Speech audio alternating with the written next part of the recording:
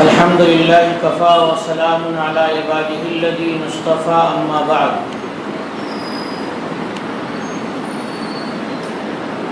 سئل علي بن ابي طالب رضي الله تعالى عنه كيف كان حبكم لرسول الله صلى الله عليه وسلم قال كان احب الينا من اموالنا واولادنا وآبائنا وامهاتنا ومن الماء البارد على الظمأ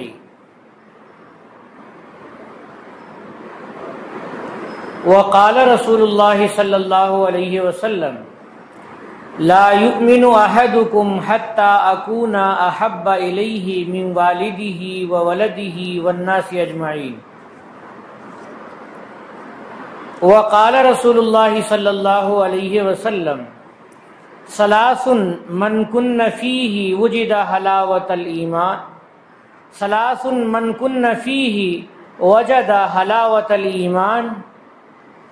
أن يكون الله ورسوله أحب إليه مما سواه وأن يحب المرء لا يحبه إلا لله وأن يكره أن يعود إلى الكفر كما يكره أن يقذف في النار متفق علیہ۔ آج جناب محمد رسول اللہ صلی اللہ علیہ وسلم کے احسانات کی وجہ سے اور رسول اللہ صلی اللہ علیہ وسلم کے مقام و مرتبے کے بلند ترین ہونے کی وجہ سے اور حضور کے بڑے محسن ہونے کی وجہ سے جو رسول اللہ صلی اللہ علیہ وسلم سے امت کو اللہ تعالیٰ نے محبت عطا فرمائی ہے، اس محبت کا بیان ہے۔ اگر رسول اللہ صلی اللہ علیہ وسلم نہیں ہوتے تو اس کائنات کو اللہ تعالیٰ پیدا نہیں فرماتے۔ یہ خلاصہ کائنات ہے۔ حضرت آدم علیہ السلام کو اللہ تعالیٰ نے پیدا فرمایا اور روح پھونکی تو آدم علیہ السلام نے جو آنکھ کھولی تو سامنے لا الہ الا اللہ محمد رسول اللہ لکھا ہوا دیکھا۔ چنانچہ حضرت آدم علیہ السلام نے جب دعا کی اور سرکار دو عالم صلی اللہ علیہ وسلم کے وسیلے سے دعا کی، حضور کی برکت سے دعا کی، تو حضرت آدم علیہ السلام کی دعا قبول ہوئی اللہ کی بارگاہ میں۔ تو حضور سے جو ہمیں محبت ہونی چاہیے ہے نہیں۔ حضور علیہ السلام جتنی محبت کے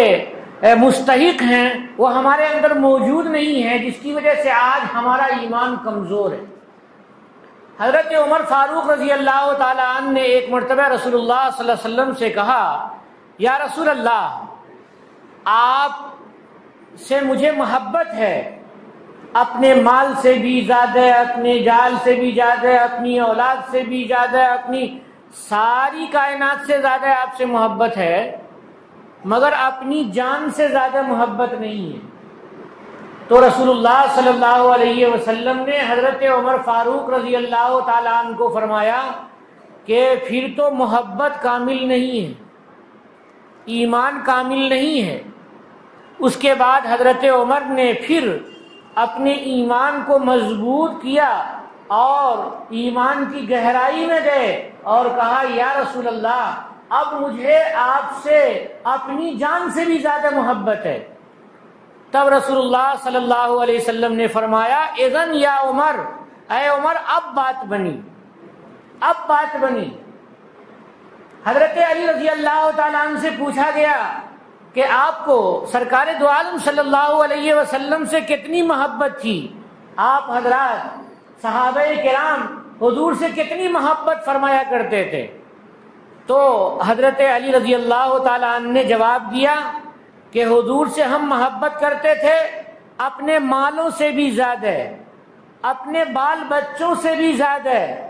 اپنے باپ دادا پردادا سے بھی زیادہ ہے اور اپنی ماں نانی پر نانی سے بھی زیادہ ہے،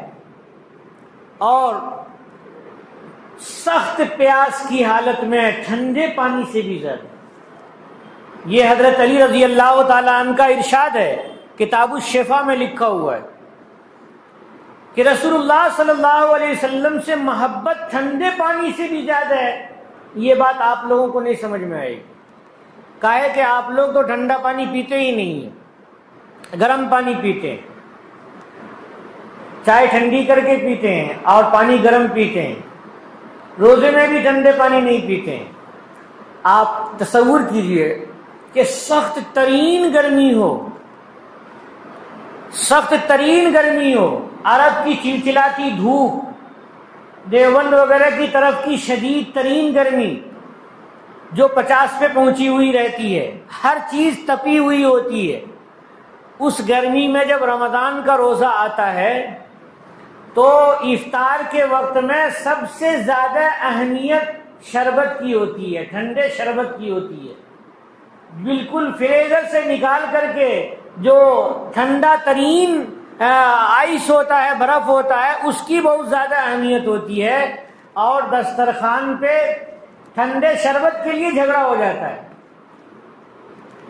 تو ٹھنڈا شربت افطار کے دسترخوان پہ سب سے زیادہ پسندیدہ ہے۔ قسم قسم کے کھانے لگے ہوئے ہیں،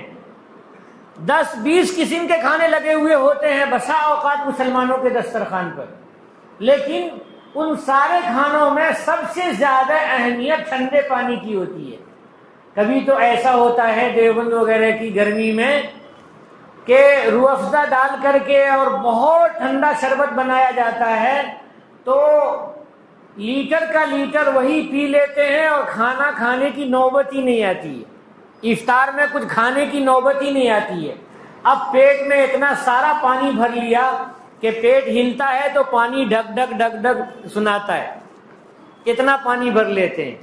وہ کیوں؟ شدید ترین گرمی کی وجہ سے، شدید ترین پیاس کی وجہ سے پانی کی اہمیت ہوتی ہے۔ تو حضرت علی رضی اللہ تعالیٰ عنہ کی بات کا اندازہ لگا سکتے ہیں کہ عرب کی چلچلاتی دھوپ اور تپتے ہوئے پتھر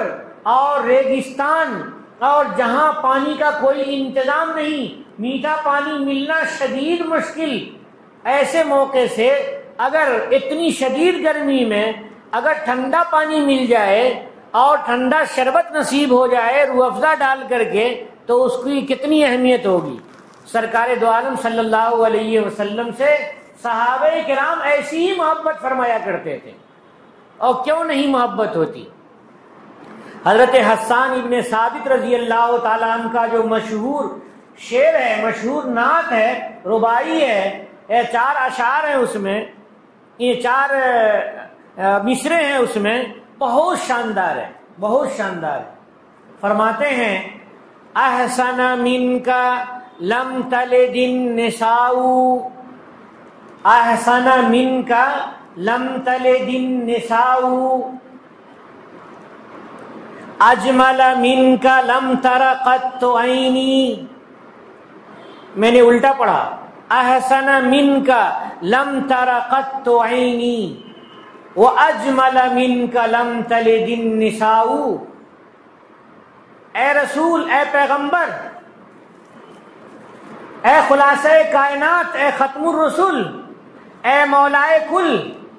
سرکار دو عالم جناب محمد رسول اللہ، احسن من کا لم تر قط عینی، آپ سے زیادہ خوبصورت آنکھ نے دیکھا نہیں،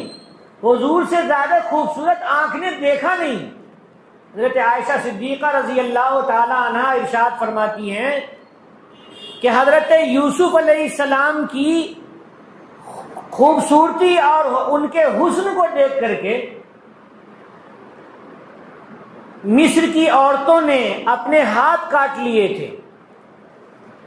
اور حضرت نبی کریم صلی اللہ علیہ وسلم کے حسن پر عرب نے اپنی گردنیں کٹائی تھی۔ حضرت نبی کریم صلی اللہ علیہ وسلم کے حسن سے زیادہ دنیا میں اللہ نے حسن پیدا ہی نہیں فرمایا۔ ایک کتاب ہے غیر منقوط بغیر نقطے کی تفسیر ہے۔ اکبر کے زمانے میں ابو الفیض فیضی نے لکھی ہے، آدمی تو اچھا نہیں تھا لیکن اس نے قرآن کی تفسیر لکھی، بہت زیادہ مقبول نہیں ہوئی، لیکن بہرحال ایک نیا کارنامہ ہے، عربی زبان کے لحاظ سے بھی نیا کارنامہ ہے کہ قرآن پاک کی تفسیر بغیر نقطے کے لکھی۔ بغیر نقطے کے الفاظ لکھنا اور جملے لکھنا تو بہت مشکل ہے، لیکن اس نے لکھا کہ محمد رسول اللہ صلی اللہ علیہ وسلم املح تھے، املح یعنی نہایت نمکین، بہت شاندار قسم کی پرکشش حسن والے تھے۔ اور حضرت یوسف علیہ السلام کے لیے انہوں نے جو لفظ استعمال کیا ہے وہ لفظ یاد نہیں، لیکن انہوں نے کہا کہ وہ احسن تھے، اجمل تھے، حسین ترین تھے حضرت یوسف علیہ السلام، لیکن نبی کریم صلی اللہ علیہ وسلم املح تھے، یعنی حضور کے چہرے میں جتنی کشش تھی، اتنی کشش تھی کہ کوئی آدمی اگر رسول اللہ صلی اللہ علیہ وسلم کو دیکھتا تو اول وہلے میں وہ مرعوب ہو جاتا، حسن سے بہت زیادہ مرعوب ہو جاتا، لیکن جب رسول اللہ صلی اللہ علیہ وسلم کا قرب حاصل ہوتا تو پھر ٹوٹ کر کے محبت ہوتی پیارے پیارے محمد صلی اللہ علیہ وسلم سے۔ حضرت حسان فرماتے ہیں احسن منک لم تر قط عینی واجمل منک لم تلد النساء، اور آپ سے زیادہ خوبصورت عورتوں نے پیدا ہی نہیں کیا۔ روئے زمین پر رسول اللہ صلی اللہ علیہ وسلم کی باطنی خوبصورتی اتنی زیادہ ہے کہ وہ ایسی خوبصورتی پیدا ہی نہیں ہوئی۔ اجمل کہتے ہیں اندر کے حسن کو، اور احسن کہتے ہیں چہرے کے حسن کو۔ حضرت نانوتوی رحمۃ اللہ علیہ نے اس کو سمجھایا ہے کہ حسن کہتے ہیں ظاہری خوبصورتی کو اور جمال کہتے ہیں اندر کی خوبصورتی کو۔ تو پیغمبر خدا صلی اللہ علیہ وسلم کے لیے حضرت حسان ابن ثابت رضی اللہ تعالیٰ عنہ دونوں جملے ارشاد فرما رہے ہیں، فرماتے ہیں احسن منک لم تر قط عینی، آپ سے حسین آنکھ نے دیکھا نہیں، وَأَجْمَلَ مِنْكَ لَمْ تَلِدِ النِّسَاءُ، اور آپ سے زیادہ جمیل عورتوں نے پیدا نہیں کیا۔ اس کے بعد فرماتے ہیں خُلِقْتَ مُبَرَّأً مِّن كُلِّ عَيْبٍ كَأَنَّكَ قَدْ خُلِقْتَ كَمَا تَشَاءُ، اے محمد آپ پیدا کیے گئے سارے عیوب سے پاک کر کے۔ اللہ رب العالمین معبود ہیں اور سارے عیوب سے پاک ہیں، معبود ہونے کی حیثیت سے، اور پیغمبر خدا جناب محمد رسول اللہ صلی اللہ علیہ وسلم عبد ہونے کی حیثیت سے، بشر ہونے کی حیثیت سے سارے عیوب سے پاک ہیں۔ یہ مطلب نہیں سمجھ لینا کہ رسول اللہ صلی اللہ علیہ وسلم کا مرتبہ اللہ کے برابر ہو گیا، ایسا ہو ہی نہیں سکتا۔ اللہ تو اللہ ہیں، اللہ کے بعد ہی کسی کا درجہ ہو سکتا ہے، اللہ کے برابر کسی کا درجہ نہیں ہو سکتا ہے، پھر تو ایمان ہی چلا جائے گا اور پھر تو توحید ہی چلی جائے گی۔ شیخ سعدی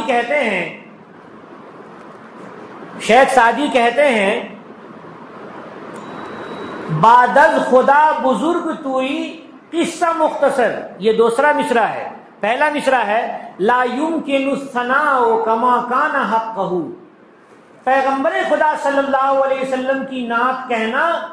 جو حضرت نبی کریم صلی اللہ علیہ وسلم کے مرتبے کے برابر ہو ایسا ممکن نہیں ہے۔ لا یمکن الثناء کما کان حقہ،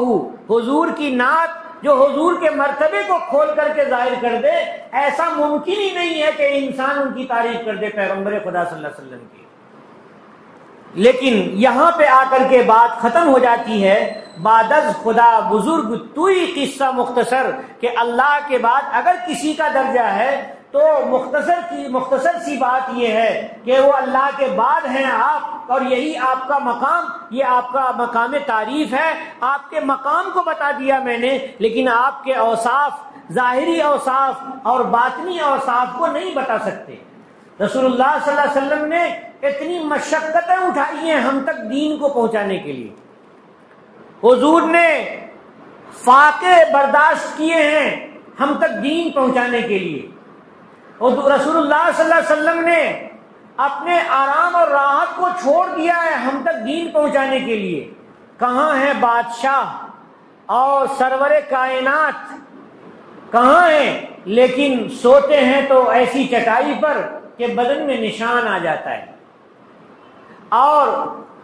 شہنشاہ دو عالم ہیں لیکن گھر میں چولہا نہیں جلتا ہے۔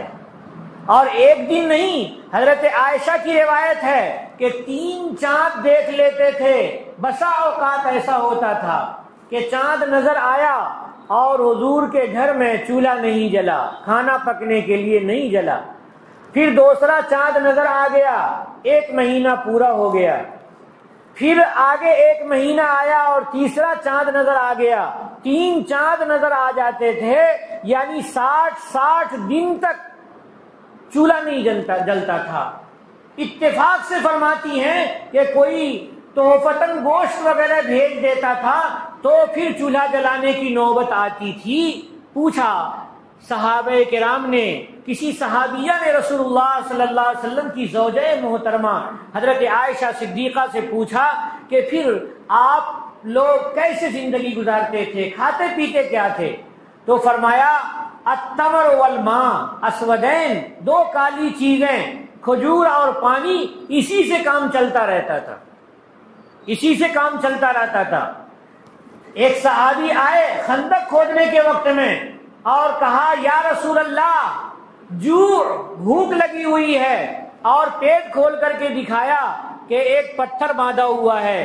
پتھر چھوٹے پتھر ہوتے تھے جو کمر سیدھی رکھنے کے لیے بھوک کی شدت کی وجہ سے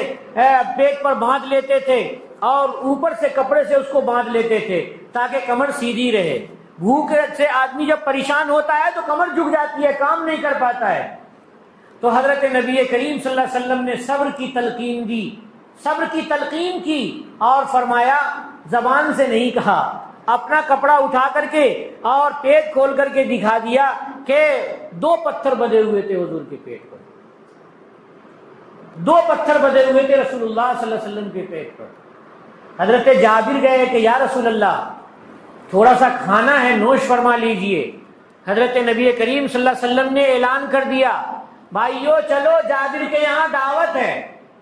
اب حضرت جابر جلدی جلدی اپنی بیوی کے پاس آئے کہ میں نے تو حضور کو بلایا تھا، تم نے کہا تھا کہ حضور کو بلا لے آئیے، کھانا کھا لیں گے، اور ایک بکری کا بچہ ہے اور تھوڑا سا آٹا ہے اور اسی کا شوربہ اور روٹی ہوگی، کھا لیں گے رسول اللہ صلی اللہ علیہ وسلم، لیکن حضور نے تو اعلان کر دیا۔ تو بیوی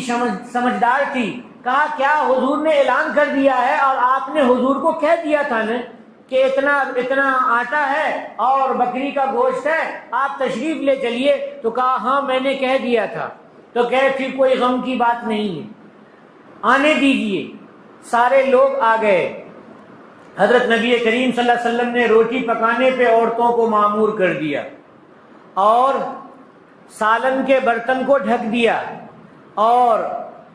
خود سے سالن نکال کے دینے لگے، اور ادھر سے آٹے کو بھی ڈھک دیا گیا تھا کہ اس میں ہاتھ گھسا کر کے اور آٹا نکالا جاتا تھا اور روٹی بنائی جاتی تھی۔ روٹی بنتی گئی اور گوشت نکال کر کے دیا جاتا رہا، یہاں تک کہ سارے لوگ کھا کر کے چلے گئے، اور جناب محمد رسول اللہ صلی اللہ علیہ وسلم کی برکت سے گوشت اتنا کا اتنا ہی تھا اور آٹا اتنا کا اتنا ہی رہا، بلکہ اور برکت ہو گئی ان میں۔ یہ پیغمبر خدا صلی اللہ علیہ وسلم کا معجزہ تھا۔ لیکن بتائیے کہ حضور سرور کائنات ہیں، آج ہم لوگوں کے پاس تھوڑے پیسے ہوتے ہیں تو مزدور کے ساتھ مل کر کے ہم کام نہیں کرتے ہیں، ہم کہتے ہیں کہ بھئی ہمارے پاس تو پیسے ہیں، ہم کیا ان کے ساتھ مل کر کے کام کریں گے؟ لیکن صحابہ کرام کے ساتھ رسول اللہ صلی اللہ علیہ وسلم نے خود پھاوڑا لے کر کے مٹی کھودی ہے، اور خندق کھودنے میں سب کے حصے میں جتنی زمین آئی تھی کھودنے کی اتنی رسول اللہ صلی اللہ علیہ وسلم نے بھی لی تھی، تاکہ سب کے ساتھ کام کریں، اور کھود رہے تھے لگاتار کئی دن تک کھودنے کا سلسلہ جاری رہا۔ حضور نے کس کے لیے کیا تھا؟ کیا مال کمانے کے لیے کیا تھا؟ لوگ کہتے ہیں اعتراض کرنے والے کہ مکہ میں پریشانی تھی اور مدینہ میں گئے تو بڑے مزے تھے۔ بڑے مزے تو اتنے تھے کہ گھر اتنا چھوٹا تھا، آج بھی جا کر کے دیکھ لو وہ گھر باقی ہے، اتنا چھوٹا تھا کہ جب سجدہ کرتے تھے تو حضرت عائشہ صدیقہ رضی اللہ تعالی عنہا جو پیر ہٹاتی تھی تب سجدہ کرنے کی جگہ نکلتی تھی۔ اتنا چھوٹا کمرہ بادشاہ کا ہوگا، سرور کائنات تھے وہ، تم کہتے ہو کہ وہ بادشاہ کی طرح زندگی گزارتے تھے۔ کیا بادشاہ ایسی زندگی گزارتا ہے؟ کیا کسی بادشاہ کی مثال ملے گی کہ اس کے چولہے پہ 2 مہینے تک آگ نہیں گئی اور چولہا نہیں جلا؟ کیا کوئی بادشاہ کی ایسی مثال ملے گی؟ رسول اللہ صلی اللہ علیہ وسلم نے صرف دین پہنچانے کے لیے کیسی مشقت برداشت کی ہے۔ مکہ مکرمہ اپنا گھر ہے، اپنا خاندان ہے، سب کو چھوڑ کر کے مدینہ پاک تشریف لائے جہاں کچھ بھی نہیں تھا، اور حضور کی رحلت کے بعد حضور کے ترکے میں بھی کچھ نہیں تھا، کچھ نہیں تھا ترکے میں کہ اس کو بانٹا جاتا۔ نبی کا ترکہ ہوتا ہی نہیں ہے، نبی کا ترکہ ہوتا ہی نہیں ہے۔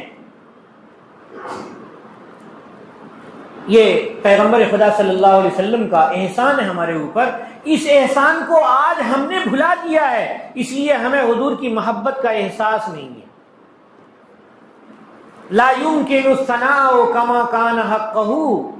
بعد از خدا بزرگ توئی قصہ مختصر، کہ رسول اللہ صلی اللہ علیہ وسلم کی جو نعت ممکن نہیں ہے، اور مختصر طور پر اتنا ہی کہہ دینا کافی ہے کہ اللہ کے بعد رسول اللہ صلی اللہ علیہ وسلم کا درجہ ہے۔ اپنے علماء کرام سے کہ احوال پڑھیے اور دیکھیے، اور صحابہ کرام کے احوال پڑھیے اور دیکھیے کہ حضور سے کتنی محبت تھی۔ حضرت خبیب کا نام آتا ہے، حضرت خبیب جن کو مکہ والوں نے پکڑ کر کے سولی دے دی تھی،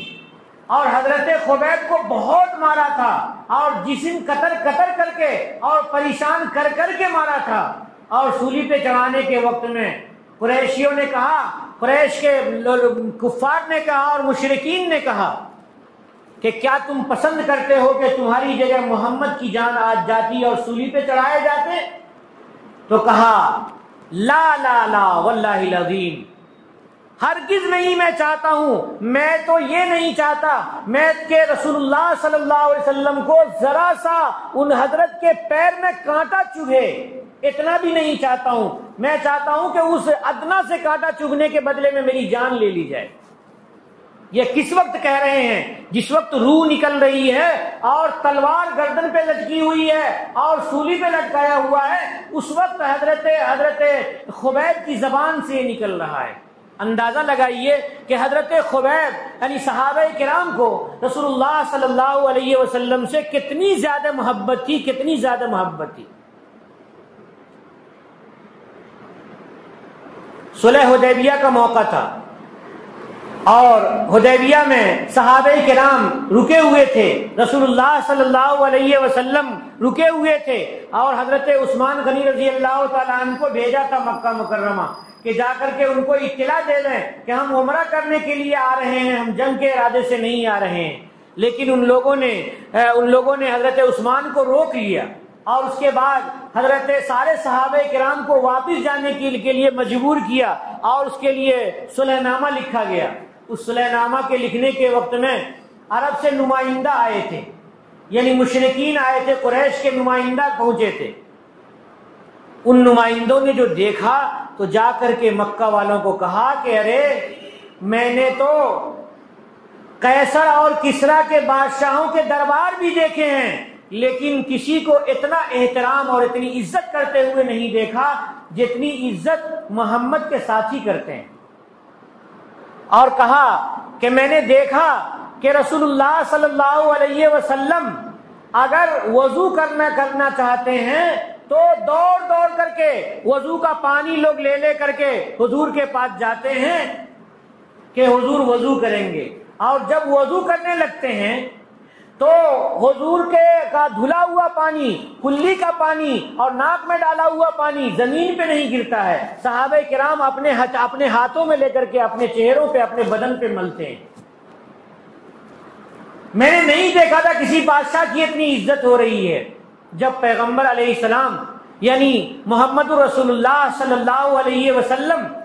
حدیبیہ میں کوئی بات کرنا چاہتے ہیں تو سارے لوگ سناٹے میں ہو جاتے ہیں، بالکل خاموش ہو جاتے ہیں، بالکل خاموش ہو جاتے ہیں کہ حضور بولیں گے اور ہم لوگ اس کو سنیں گے۔ اگر کوئی کسی کام کا حضور حکم دیتے ہیں تو ایک کے بجائے 4 دوڑ کر کے جاتے ہیں کہ ہم کریں گے اور ہم کریں گے، میں کروں گا اور میں کروں گا۔ رسول اللہ صلی اللہ علیہ وسلم کی جو محبت صحابہ کرام کے دلوں میں تھی اور صحابہ کرام نے جو جذبات پیش کیے، حضرت ابوبکر صدیق رضی اللہ تعالیٰ عنہ کہ جب کہا گیا کہ جنگ کے لیے چندہ ہونا ہے اور سارے لوگ اپنے اپنے چندے لا کر کے جمع کریں، تو حضرت ابوبکر نے اپنے گھر کے سارے سامان کو، سارا مال لے جا کر کے قدم پہ رکھ دیا اور پوچھا کہ گھر میں کیا چھوڑے ہو؟ تو کہا کہ اللہ اور رسول کی محبت چھوڑ کر کے آئے، اللہ اور رسول کی محبت چھوڑ کر کے آئے ہیں۔ یہ حضرت ابوبکر صدیق رضی اللہ تعالیٰ عنہ کی محبت کا جذبہ دیکھیے۔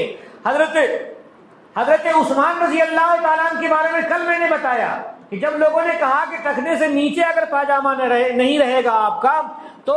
قریش کے لوگ کہیں گے کہ آپ بڑے باعزت نہیں ہیں، با اثر نہیں ہیں، اور جو دنیا دار ہیں وہ ٹخنے سے نیچے پاجامہ رکھتے ہیں۔ حضرت عثمان نے فرمایا کہ نہیں، ایسے ہی میں نے اپنے حبیب جناب محمد رسول اللہ صلی اللہ علیہ وسلم کو دیکھا ہے، اس لیے میں تو اپنے ٹخنے سے اوپر ہی پاجامہ پہن کر کے جاؤں گا، کیونکہ حضور نے فرمایا ہے کہ ٹخنے سے نیچے جو پاجامہ لٹکائے گا تو وہ حصہ جہنم میں چلا جائے گا، وہ حصہ جہنم میں چلا جائے گا۔ تو حضرت ابوبکر صدیق، حضرت عمر فاروق، حضرت عثمان غنی اور حضرت علی، ان سارے لوگوں کی محبتوں کے جو جذبات ہیں یہ ہم لوگوں کے لیے سبق ہیں، ہم لوگوں کے لیے درس ہیں۔ حضرت نانوتوی رحمت اللہ علیہ جا رہے ہیں، مدینہ پاک جا رہے ہیں، تو 3 میل دوری پر حضرت نے جوتا اتار دیا، جوتا اتار کر کے رکھ لیا۔ ان کے شاگردان بھی ساتھ میں تھے، کہا کہ حضرت یہ راستہ اچھا نہیں ہے، کنکر پتھر کا راستہ ہے اور آپ کا پیر نازک ہے، زخمی ہو جائے گا۔ تو کچھ نہیں کہا، بہت اصرار کیا تو کہا کہ دیکھو یہ دیار وہ ہے کہ کہیں ایسی بھی زمین آئے گی جس زمین پر سرکار دو عالم صلی اللہ علیہ وسلم نے پیر رکھا ہے، اس زمین پر قاسم جوتا لے کر کے کیسے پیر رکھے گا۔ تو حضرت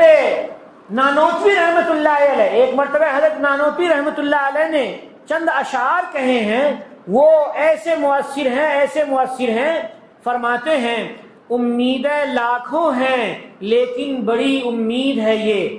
امیدیں لاکھوں ہیں لیکن بڑی امید ہے یہ کہ ہو سگانے مدینہ میں میرا نام شمار، کہ مدینہ کے کتوں میں میرا نام آ جائے، مدینہ کی گلیوں میں جو کتے گھومتے ہیں ان میں میرا نام آ جائے تو میری سرفرازی ہو جائے گی اور میں بہت اونچا ہو جاؤں گا۔ پھر کہتے ہیں جیوں تو ساتھ سگانے حرم کے تیرے پھروں، مروں تو کھائیں مدینہ کے مجھ کو مورو مار، کہ اگر میں جیوں تو میں حرم مدینہ اور حرم مکی کے کتوں کے ساتھ جی کر کے اور پھر کر کے زندگی گزاروں، اور مر جاؤں تو مدینے کی زمین کے کیڑے مجھے کھائیں، مدینے کی زمین کی مٹی مجھے کھائے، مدینے کی زمین کی چونٹیاں مجھے کھائیں، یہ میری تمنا ہے۔ پھر آگے کہتے ہیں جو یہ نصیب نہ ہو اور کہاں نصیب میرے، جو یہ نصیب نہ ہو اور کہاں نصیب میرے، کہ کہاں مجھے یہ بھی نصیب ہو سکتا ہے کہ میں ہوں اور سگانے حرم کے تیرے قطار، کہ میں چلتا رہوں اور حرم شریف کے کتے رہیں اور میں کتے کے برابر رہوں، اسی قطار میں چلتا رہوں۔ اگر یہ بھی نصیب نہ ہو تو میں یہ چاہتا ہوں اڑا کے بعد میری مشت خاک کو پس مرگ، میرے مرنے کے بعد ہوا میرے جسم کی مٹی کو لے جائے، میرے مرنے کے بعد جب میری مٹی زمین کو، میری لاش کو زمین کھا لے، اس مٹی کو ہوا لے جائے، کرے حضور کے روضہ کے آس پاس نثار، رسول اللہ صلی اللہ علیہ وسلم کے روضہ اطہر کے آس پاس میری تربت کی مٹیاں نثار کی جائیں اور بکھیری جائیں، یہ میری تمنا ہے۔ کہتے ہیں ولے مرتبہ کہاں مشتخا کے قاسم کا، لیکن یہ مرتبہ بھی کہاں مل سکتا ہے قاسم کو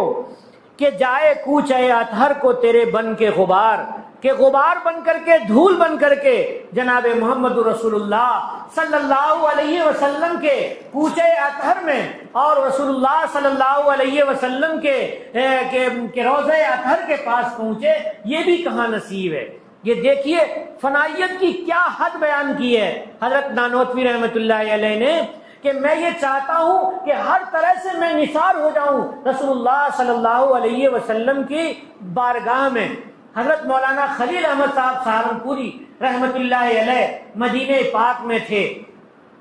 اور ایک مرتبہ چہرے پر زخم سے ہو گئے اور بہت پریشان تھے کہ اس کو کیسے کریں، کچھ سمجھ میں نہیں آتا ہے۔ تو کسی نے مشورہ دیا کہ رسول اللہ صلی اللہ علیہ وسلم کے روضے کے پاس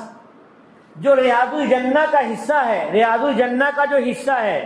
اس میں چلے جاؤ اور چٹائی اٹھا کر کے جو نیچے گرد ہے وہ گرد لے لو اور اپنے چہرے پہ مل لو۔ کہا کہ میں گیا اور وہ گرد لے کر کے اپنے چہرے پہ ملا تو اس کے بعد سے چہرہ بارونق ہو گیا اور ساری پھنسیاں اور جو زخم تھے وہ سب کے سب ختم ہو گئے، الرجی ختم ہو گئی۔ یہ خاک مدینہ میں اللہ رب العالمین نے شفا رکھی ہے۔ رسول اللہ صلی اللہ علیہ وسلم نے ارشاد فرمایا، ابو داؤد کی روایت ہے، تربت ارضنا بریق بازنا یشفا سقیمنا یا یشفی سقیمنا، کہ میرے مدینے کی مٹی اور کسی میرے مدینے میں میرے اوپر ایمان لانے والے آدمی کی تھوک کے ساتھ مٹی، یہ ہمارے بیمار کو شفا دے دیتی ہے۔ مدینہ پاک کی مٹی میں بھی اللہ رب العالمین نے شفا رکھی ہے۔ مدینہ کا نام تھا یثرب، وہاں یثرب کے معنی ہلاکت کی جگہ تھی، یعنی جو بھی جاتا وہاں بیمار ہو جاتا۔ صحابہ کرام گئے تو بیمار ہو گئے، حضرت ابوبکر حضرت بلال بیمار ہو گئے اور رو رہے ہیں اور مکہ کو یاد کر رہے ہیں۔ حضرت نبی کریم صلی اللہ علیہ وسلم نے دعا کی کہ اے اللہ یہاں سے وباؤں کو نکال کر کے مقام جوفہ میں ڈال دیجئے۔ وہاں پر اس وقت اس زمانے میں اللہ کے نافرمان رہا کرتے تھے۔ رسول اللہ صلی اللہ علیہ وسلم کی دعا کی برکت سے مدینے کی فضا اتنی اچھی ہو گئی کہ آپ چلیے بیمار ہو کر کے پہنچو وہاں پر، اور صبح کی جو ہوا لگے گی تو ساری بیماریاں نکل کے ختم ہو جاتی ہیں۔ ایسی شاندار ہوا جو عشاء کے وقت سے چلتی ہے فجر تک چلتی رہتی ہے، ایسی صحت بخش ہوا آپ نے کہیں پر محسوس نہیں کی ہوگی۔ اتنی عمدہ ہوا ہوتی ہے، جی چاہتا ہے کہ تہجد کے وقت میں مدینے میں چہل قدمی کرتے رہیں، بہت مزہ آتا ہے، بہت لطف آتا ہے۔ رسول اللہ صلی اللہ علیہ وسلم کی برکت سے مدینے میں کی زمین کی مٹی شفا یاب ہو گئی، شفا دینے والی ہو گئی، اور زمین وہاں کی ہواؤں میں اللہ تعالیٰ نے صحت مندیاں رکھ دی، اور وہاں کی فضاؤں میں اللہ رب العالمین نے بہت عمدگی رکھ دی۔ جب سورج طلوع ہوتا ہے اور گنبد خضرا پہ جو پڑتا ہے تو وہ دیکھنے کا منظر ہوتا ہے۔ آپ مدینے کی صبح اگر دیکھ لیں گے تو بھول جائیں گے، جی چاہے گا کہ ساری چیز بیچ کر کے اور ساری دولت ختم کر کے سب چلے جائیں اور مدینہ پاک میں رہیں۔ رسول اللہ صلی اللہ علیہ وسلم کے مدینے میں دجال بھی داخل نہیں ہوگا۔ دجال جب داخل ہونا چاہے گا تو اس کی ہمت نہیں ہوگی، فرشتے روکے ہوئے ہوں گے، اور جو مدینے کی حفاظت کرنے والے فرشتے ہیں وہ ایک دم داخل نہیں ہونے دیں گے، وہاں سے واپس ہو جائے گا۔ تو مدینہ پاک کی جو بات ہے، حضرت گنگوئی رحمۃ اللہ علیہ کے پاس ایک دیکھا گیا کہ کھجور کی گٹھلی ہے اور وہ کوٹ کر کے رکھے ہوئے رہتے تھے اور اس کو کھاتے تھے۔ تو کسی نے کہا کہ حضرت کھجور کھاتے ہیں لوگ، آپ گٹلی پیس کر کے کھا رہے ہیں؟ تو کہنے لگے کہ مدینے کی ہے، مدینے کی ہے۔ مدینے کی مٹی حضرت گنگوہی رحمت اللہ علیہ کو پہنچی تھی تو مٹی لے کر کے آنکھ میں لگاتے تھے، سرمے کی طرح اس مٹی کو آنکھ میں لگاتے تھے، سرمے کی طرح اس مٹی کو آنکھ میں لگاتے تھے حضرت گنگوہی رحمت اللہ علیہ۔ یہ ہمارے علماء دیوبند کی محبت کی بات ہے کہ انہوں نے بھی نمونہ بتایا ہمیں۔ یہ لوگ بڑے نیک اور بزرگ تھے، ہمیں یہ چاہیے کہ ہم بھی حضور کی محبت کے لیے اپنی مثال پیش کریں اور اپنے کردار کو پیش کریں، اپنے اعمال کو پیش کریں، اور سب سے زیادہ ضروری ہے کہ رسول اللہ صلی اللہ علیہ وسلم کی محبت دل کے اندر ہو، اور اس کے بعد ہم سنتوں کو تلاش کر کے عمل کریں، سنتوں پہ عمل کریں۔ ایک ایک سنت پہ اگر ہم عمل کریں گے تو رسول اللہ صلی اللہ علیہ وسلم کی شفاعت ہمیں نصیب ہوگی، رسول اللہ صلی اللہ علیہ وسلم کا قرب ہمیں نصیب ہوگا۔ اس لیے ہمیں پوری کوشش کرنی چاہیے کہ ہم اللہ کے نبی صلی اللہ علیہ وسلم کی اتباع میں اپنی زندگی گزاریں، اور جو زندگی گزر چکی ہے، نافرمانی میں زندگی گزر چکی ہے تو توبہ کریں، سنت سے دوری میں زندگی گزر چکی ہے تو اس کے لیے توبہ کریں، شریعت سے دوری کی زندگی گزر چکی ہے تو اس کے لیے توبہ کریں، اور اپنے اندر کی بھی اصلاح کریں کہ ہمارا اعتقاد مضبوط ہو اور محبت نبی صلی اللہ علیہ وسلم حاصل ہو، اور ہمارے ظاہر میں بھی سنتوں کی کا لباس ہو کہ جس کی وجہ سے اندر اور باہر ہم حسین ہو جائیں۔ وآخر دعوانا الحمدللہ رب العالمین۔